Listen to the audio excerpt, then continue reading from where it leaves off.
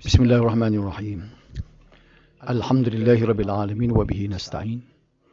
Wassalatu wassalamu ala asyrafil mursalin wa ala alihi wa sahbihi ajma'in. Saya minta maaf sebab rakaman ataupun recording 3 hari bulan kuliah kita 3 hari bulan baru ni berlaku silap teknik, tak masuk recording. Jadi video ni ialah rakaman semula. Saya cuba tayangkan slide-slide yang kita guna pada kuliah 3 hari bulan tu, dan saya masuk sekadar suara untuk bagi penerangan atau huraian kepada slide-slide hak baru ni. Jadi kuliah pertama ialah bahasa Arab. Apa yang kita belajar 3 hari bulan baru ni ialah beberapa kalimah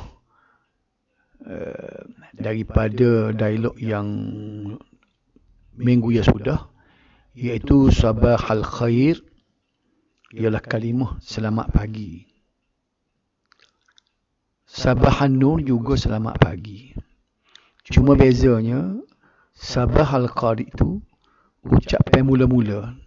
Apabila kita jumpa dengan orang, kita nak ucap selamat pagi tu, kita mula dengan sabahal khair.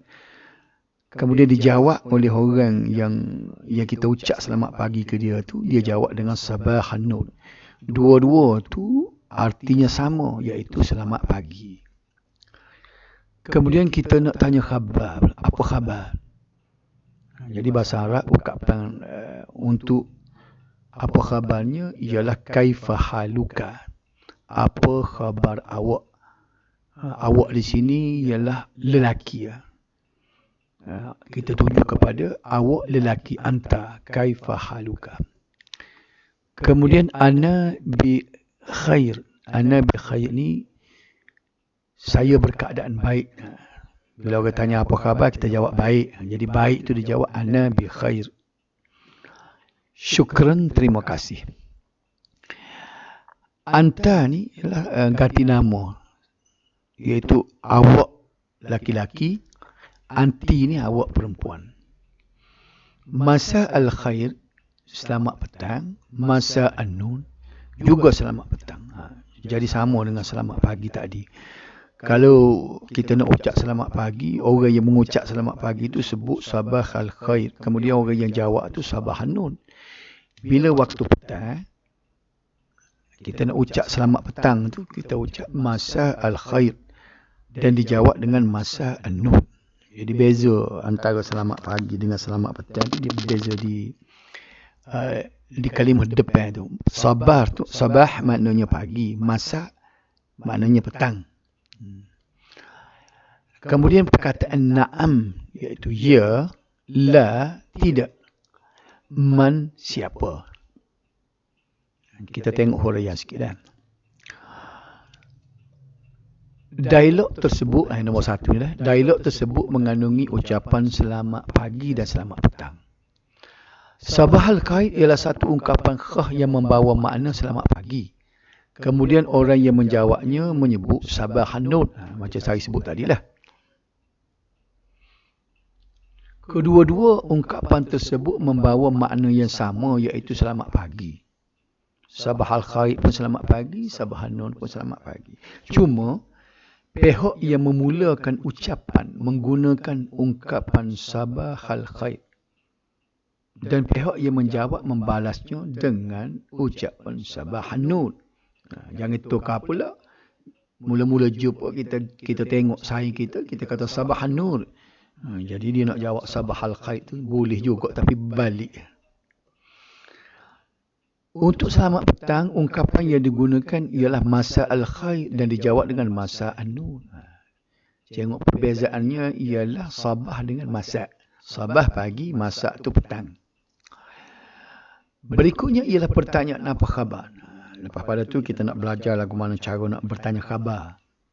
Perhatikan bagaimana Hasan Murad bertanya khabar kepada pelajar lelaki dengan ungkapan kaifa haluka. Dan kepada pelajar perempuan pula kaifa haluki. Mana beza dia tu? Bezanya ialah huruf kaf. kaifa haluka untuk lelaki, kaifa haluki untuk perempuan. Jadi maknanya seolah-olah ka tu untuk anta, ki tu untuk anti. Apakah perbezaannya? Perbezaannya ialah baris huruf ka masing-masing. Pada kalimah haluka, huruf kafnya berbaris atas ka. Manakala pada kalimah haluki, huruf kafnya berbaris bawah. Itu beza dia. Di samping itu, kita diperkenalkan dengan ganti nama anta dan anti dalam dialog di atas. Kedua-duanya bermakna awak, cuma sebutannya berbeza mengikut jantina. Anta untuk laki-laki, anti untuk perempuan, dua-duanya awak. Jadi, cuba kalau boleh kita hubunglah. Bila nak tanya anta, kaifa haluka. Nak tanya anti, kaifa haluki. Jadi seolah-olahnya, anta tu sama dengan ka, anti tu sama dengan ki. Ia berlainan dengan bahasa Inggeris di mana you boleh digunakan untuk kedua-dua jantina. Jadi bahasa Inggeris dengan bahasa Melayu tu serupa. Bahasa Melayu awak.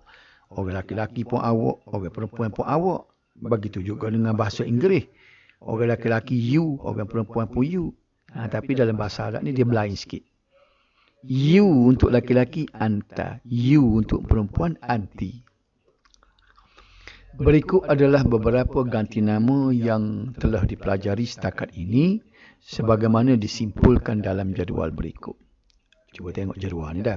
Ganti nama laki-laki muzakkar, muannasnya untuk muannas perempuan. Kalau kita nak kata awak, ini sebagai kesimpulan daripada apa yang kita dengar tadi lah. Untuk awak lelaki ialah anta. Bahasa Inggerisnya you. Kalau perempuan, anti. Itu beza dia. Anta, anti. Kalau dia pula, kalau bahasa Inggeris he, bahasa Arab huwa. Kalau perempuan, bahasa Inggeris she, bahasa Arabnya hiya. Huwa, hiya. Kedua-duanya bermakna dia. Dia lelaki, huwa. Dia perempuan, hiya. Saya.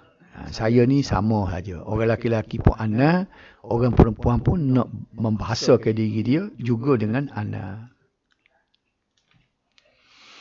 Ini perhatianlah bagaimana saya sebut tadi. Untuk ganti nama diri sendiri. Tuan ampunya dia bercakap tu. Dia nak bahasa diri dia saya. Kalimah ana adalah terpakai untuk kedua-dua jantina. Jadi orang lelaki pun dia kena kata ana. Orang perempuan pun kena kata ana. Sebelum melanjutkan perbincangan mengenai ganti nama, mungkin gambaran yang lebih jelas dapat dilihat dan dibandingkan dengan penggunaannya dalam bahasa Inggeris. Contohnya, kalau dalam bahasa Inggeris, cuba tengok. Kalau kita nak perkenalkan diri kita, I am Hasan. Saya Hasan. Jadi kalimah I itu maknanya saya. Tapi bila kita nak sebut this is my wife, ini isteri saya, kita tak sebut dah this is I wife ataupun wife I. Jadi I itu ditukar kepada my. Sedangkan my itu juga makna saya. Tapi kedudukan I dengan my itu mengikut bergantung kepada ayat. Jadi hal ini berlaku juga dalam bahasa Arab. Jadi cuba kita perhati sikit. Para pembaca yang memahami tata bahasa Inggeris mereka asas pun. Budak sekolah rendah pun, bila dia mula-mula dia belajar Inggeris, dia mengetahui perbezaan antara penggunaan I dan my dalam dua situasi ayat di atas. Tentunya salah jika ganti nama I diletakkan dalam ayat this is I wife. Orang tak kata this is I wife ataupun this is wife I.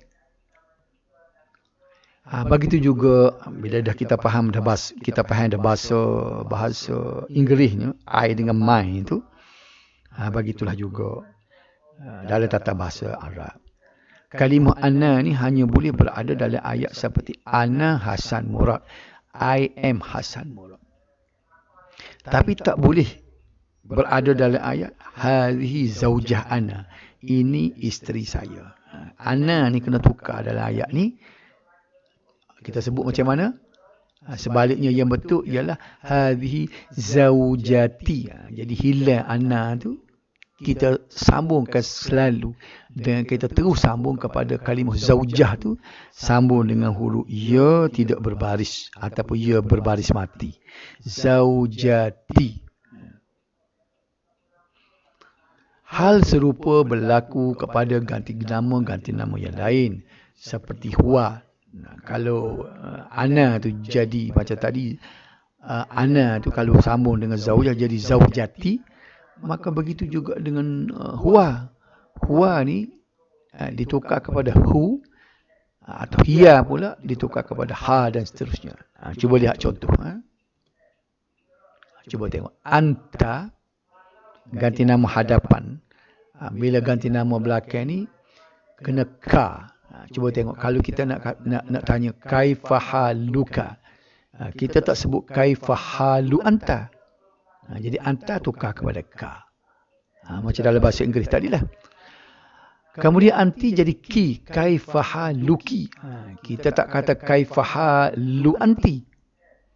Begitu juga huwa ditukar kepada hu jadi kaifa haluhu, hiya ditukar kepada ha jadi kaifa haluha, dan ana ditukar kepada hi kaifa hali. Itulah dia contoh-contohnya. Nak suruh boleh lebih faham lagi, cuba tengok bagaimana nak guna ganti nama tu, ganti nama bersambung dengan ganti nama mula-mula. Katakanlah ni kita guna huwa, maknanya dia. Huwa Hasan Murad. Terperhati kalimah huwa. Kemudian kalau ini kita sebut hadza bait, ini rumah. Ini rumah. Baik, kita nak kata pula ini rumah Hasan Murad. Hadza baitu Hasan Murad. Ini rumah Hasan Murad. Baik, sekarang kita nak tukar Hasan Murad tu kepada nya. Ini rumah Hasan Murad, nak tukar kepada ini rumahnya. Macam mana nak buat? Jadi macam kita belajar tadi lah. Hadza baituhu. Huwa ni tukar kepada hu. Nampak tak? Ambil orang perempuan pula. Hiya, dia. Huwa pun dia, hiya pun dia. Cuma dia laki-laki, dia perempuan.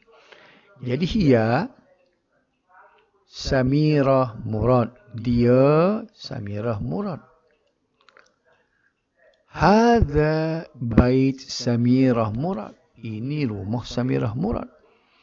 Cuba kita nak tukar Samirah Murad tu kepada nya. Ini rumahnya. Nya tu jadi hadza baituha. Jadi hiya ni tukar kepada ha. Cuba tengok ia ni pula. Ana pula. Ana Hasan Murad. Dia kata saya ni Hasan Murad. Nak tukar. Ini rumah saya. Haza baiti. Ana jadi ti. Kita tak kata haza baitu ana. Sebaliknya kena kata haza baiti. Anta pula. Anta Alil Halabi. Anta Alil Halabi. Haza, ini rumah awak. Macam mana nak kata? Ini rumah awak. Ini rumah Alil Halabi. Ini rumah awak. Haza baituka. Jadi anta menjadi ka. Nampak? Anti, awak, Fauziyal Halabi. Awak Fauziyah Halabi. Ini rumah awak. Kita nak kata ini rumah awak. Hadza baituki. Anti menjadi ki. Kalau anta tadi ka, anti menjadi ki. Itulah apa yang kita belajar. Baik, lepas tu cuba tengok latihan hak buidah minggu lepas dan kita tak ada nak buat kan. Latihan tu suruh balik buat di rumah. Jadi hari ni cuba kita periksa sendirilah, betul sendiri mana-mana hak tak betul, mana-mana hak salah. Jadi soalan ni ada kaitan dengan apa yang kita belajar. Nombor satu, kita nak terjemuh perbualan antara Rashid dengan Aminah. Rashid laki-laki, Aminah ni perempuan. Bila Rashid nak tanya Aminah, apa khabar awak? Macam mana nak kata? Apa khabar awak? Apa tu? Kaifa? Khabar awak? Haluki. Cuba perhati tu. Rashid tak kata haluka. Sebab apa? Sebab Aminah tu perempuan, mu'annas. Macam biasa, Aminah jawab, saya berkeadaan baik, terima kasih. Ana syukra, ana bi khair, syukran. Ini serupalah orang laki-laki, perempuan pun jawapannya sama. Ana bi khair, syukran. Kemudian, Aminah pula tanya Rashid, awak pula, apa khabar awak? Awak pula ni, dalam bahasa Arab, wa anta. Wa tu makna dia dan, kadang-kadang boleh juga pula. Awak pula. Wa anta. Awak pula, apa khabar?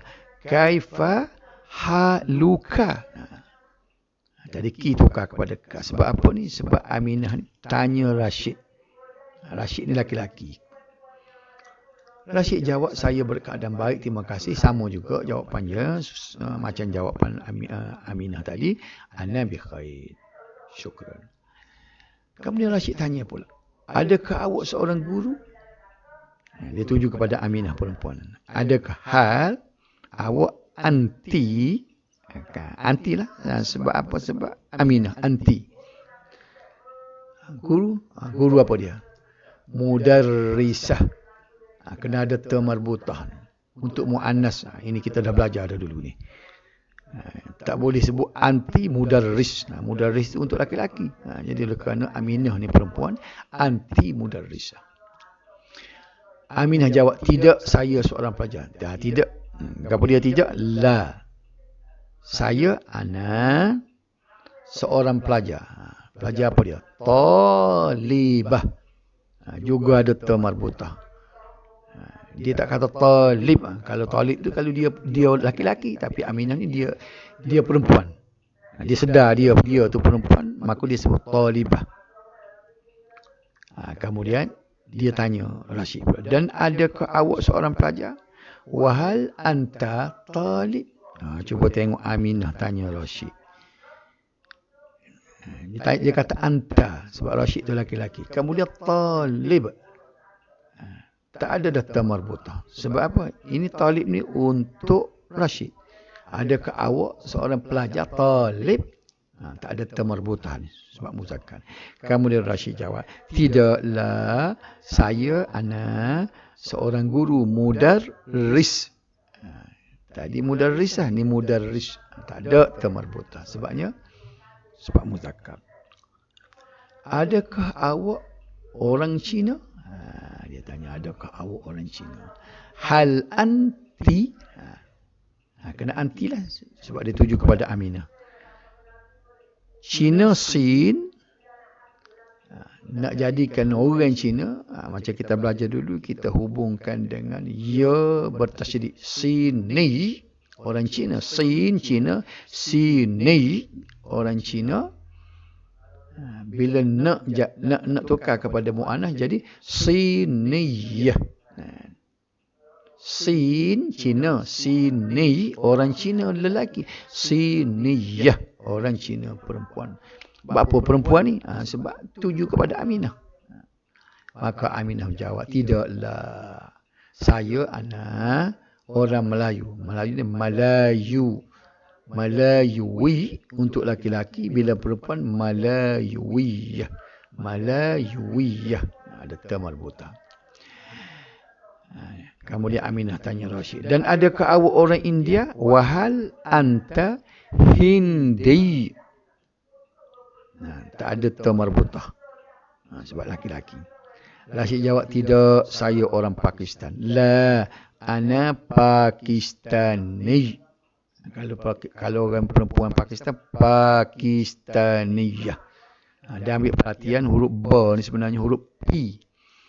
Kalau tulisan Melayunya P, tulisan Ruminya P, bahasa Arabnya B. Pasal apa tidak fa? Fa sebenarnya untuk F. Tak boleh tulis huruf pa sini. Kalau masuk huruf fa sini jadi Pakistan. Sebenarnya bukan Pakistan, Bagistan. Mungkin sebab dia tak ada huruf P, tukar kepada huruf ba. Aminah tanya, siapa lelaki ini? Siapa, gapo dia siapa ni? Man, lelaki ini. Hadzal rajul. Man hadzal rajul. Hadza. Bukan hazihi. Sebab rajul ni muzakkar. Rasyid jawab, dia adik lelaki saya. Wa akhi. Maknanya adik. Tambah ya. Tak ada baris tu jadi akhi. Maknanya adik lelaki saya. Namanya Abdullah. Nama ismun. Namanya ismuhu. Sebab laki-laki. Bukan ismuha. Ismuhu ni. Nama dia Abdullah. Kemudian dia tanya pula, dan siapa puan ini? Man hadhihi sayyidah. Hadhihi. Tadi hazar rajul, hadhihi sayyidah. Maka Aminah jawab, ini ibu saya. Hadhihi ummi. Habislah situ. Namanya Halimah. Ismuha Halimah. Ini ha. Sebabnya ni merujuk kepada Halimah. Okey. Nota, istilah ganti nama dalam bahasa Arab dipanggil dhamir. Dari segi istilah lah. Ganti nama ni orang Arab panggil dhamir. Setakat ini sekurang-kurangnya beberapa kalimah pertanyaan dipelajari. Kata soal. Apa khabar awak? Kaifa tu. Itu kata soal tu. Apa khabar awak? Adakah awak orang Mesir? Hal. Hal juga kata soal. Adakah? Siapakah man? Hadhil anisah. Siapakah cik ataupun gadis ini? Jadi kaifa hal dengan man tu dipanggil sebagai kata soal. Kalimah kaifa hal dan man adalah di antara kalimah-kalimah pertanyaan atau kata soal. Cuma dalam tiga-tiga perkataan ni makna sebenar kaifa ni ialah bagaimana, bukannya apa. Sebab tu kalau kita terjemah kaifa haluka tu, kalau terjemah sebuti-sebuti perkataan tu, dia akan jadi kaifa bagaimana, haluka hal awak, bagaimana keadaan awak. Tapi nak sama dengan ucapan bahasa Melayu, orang tak tanya bagaimana keadaan awak, orang tanya apa khabar. Okey, jadi sebenarnya kaifa ni bagaimana, cuba tengok contohnya dalam Al-Quran surah Al-Baqarah ayat 28 tu. Kaifa takfuruna billah wa kuntum amwata. Bagaimana boleh kamu kufur dengan Allah sedangkan dulunya kamu tiada. Jadi kaifa di sini orang tak terjemah apa boleh kamu, tak kena situ je. Jadi bagaimana, kaifa tu bagaimana. Jadi ayat keduanya, afala yanzuruna ilal ibli kaifa khuliqat. Apakah tidak mereka memerhatikan kepada unta bagaimana ia dicipta. Jadi kaifa ni terjemah bagaimana. Jadi kalau nak terjemah apa sini, tak betul lah. Apakah yang mereka memerhatikan kepada untuk apa ia dicipta. Tak kena lah. Kita kena terjemah bagaimana. Jadi kesimpulannya kaifa ni bagaimana. Okey, setakat itulah dulu. Kita sambung minggu depan ni pelajaran pertama, ad-darsul awal fil matar, di lapangan terbang. Wallahu a'lam.